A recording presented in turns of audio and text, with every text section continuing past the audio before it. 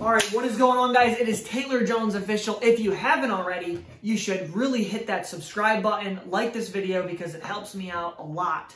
And today we're going to be talking about the 3 things that I did in my Amazon business to break through my 20K ceiling, my 20K monthly sales ceiling that I really had for the past year. I just couldn't break that level. And in May of this year, I did 40,000 in monthly sales, and in June, I did 100K, my first 6-figure month. So in this video, I am going to be sharing with you guys the 3 things that I did to be able to break that, and shout out to the people that helped me do that, because I did not do this myself.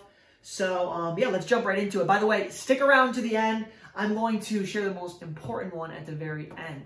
So let's do it. Number 1. Know your numbers and find a I don't know the right word I'm looking for, but a repeatable system, right? So a process, whether you're doing retail arbitrage or online arbitrage, find a system, a process that you guys can do over and over and over again. You know, so many people jumped on the pools in 2020 and made a bunch of money, you know, 20, 30, 40 grand, and then they couldn't find anything afterwards, you know, and that was sort of the end of their rope. So one of the best things I did is I had a mentor early on that taught me a lot about toys, where to look, what to look for.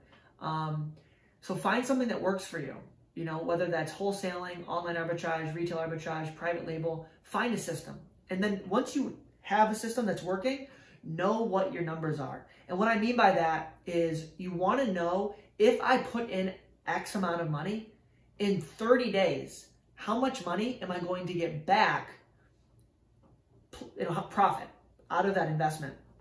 So the breakthrough I had when Avery and I were in Costa Rica, we ran my numbers for the past 12 months. So for April of 2021 back to April of 2020. And what we calculated was roughly every dollar that I invested in my Amazon business, I was getting that dollar back plus 80 cents profit. So if I spent 100 grand on product, I was going to make 80 grand. And I was like, holy shit, I didn't realize like those are good numbers. So as long as that remains scalable, you know, that's an amazing return. So that's the first step. First, find a system, find something that works. If you guys are just getting started, maybe you're a month into your business or you haven't even sold anything yet, first focus on learning the ropes. What makes a good product? You know, what do I look for? What softwares do I use? You know, and get really good at that is being able, that skill of being able to look at a product and know that this is going to do good. That's the first step. Okay, so step number 2 is once you have that skill base, and once you have that confidence and that ability to be able to go out and source product, the next most important thing is to be able to leverage other people. Now, you can leverage other people in a lot of ways. I mean, probably hundreds of different ways. But I would say that the 2 most important are prep centers or employees. Because once you scale up to the $100,000 a month level, it's very difficult. It's doable. You know, it's doable, but it's probably nearly impossible to run that size operation by yourself. So you need to either get an employee. If you're good with people and you're a good leader and you want more control, go with an employee. My preference, I have 2 prep centers that I use.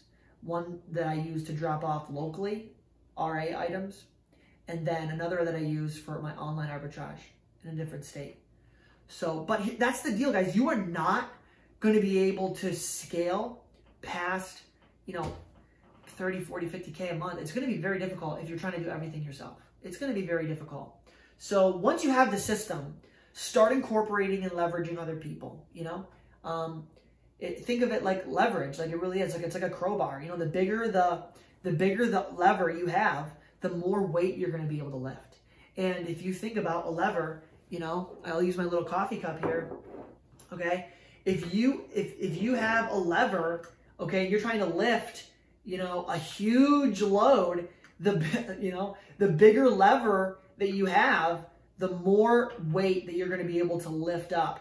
And a lot of you guys are trying to lift $1 million Amazon business on a $10,000 lever. So leverage prep centers, I think I paid my prep centers in the past 2 months like $5,000 in prep fees, you know, and that's a lot of money, but I wouldn't have been able to get to that level if I wasn't willing to trust. So be willing to trust people. And that's the hardest thing, I think, when people hire, is that they have a difficulty trusting and outsourcing. It's like, you know, guys, if you just want to like have a side hustle, that's fine.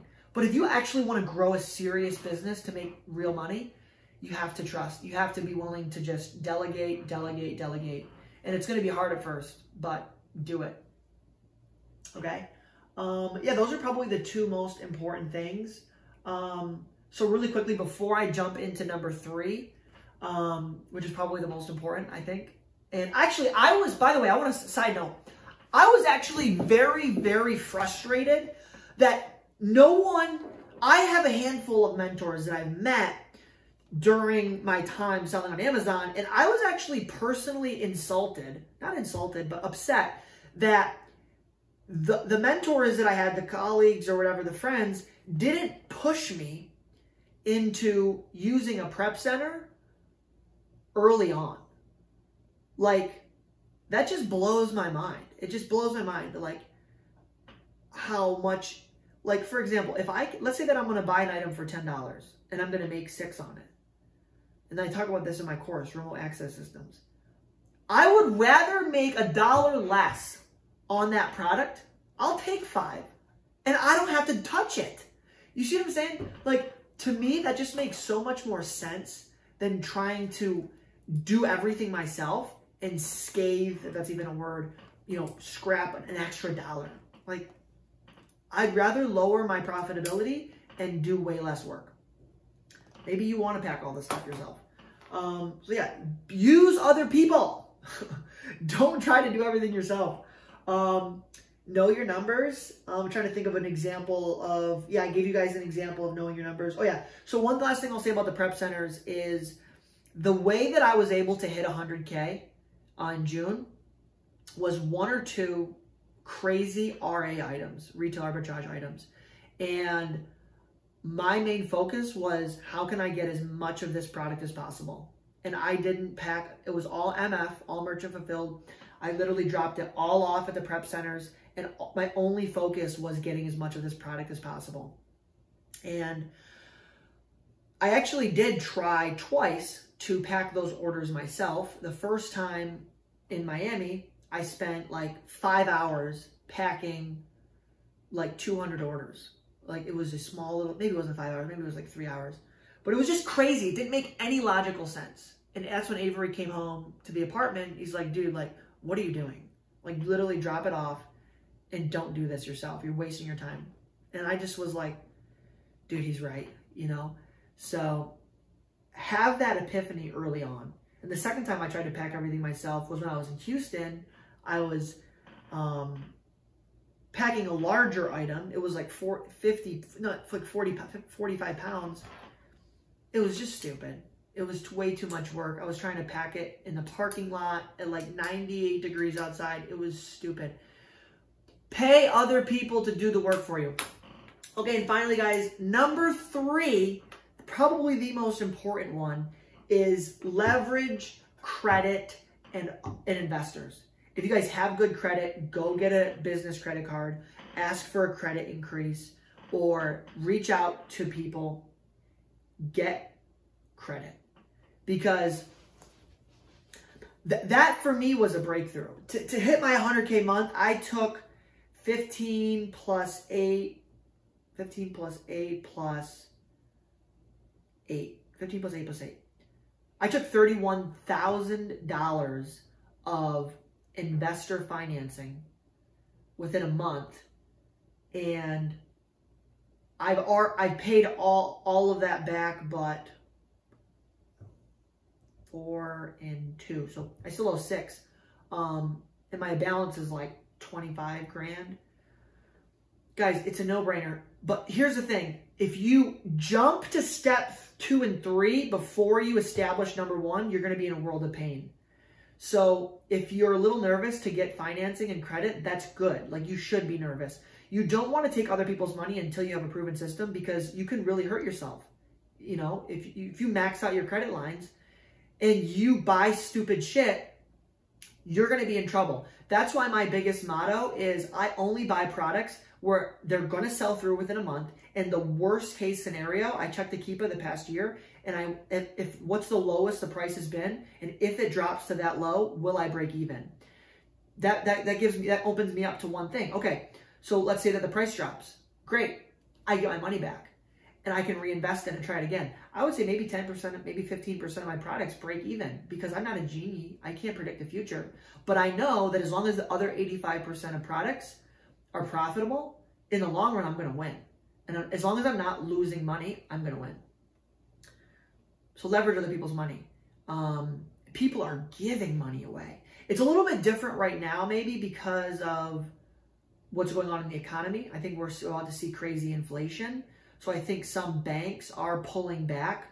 But guys, there are people out there that have money. And if you have a proven system that works, take the money and build with it.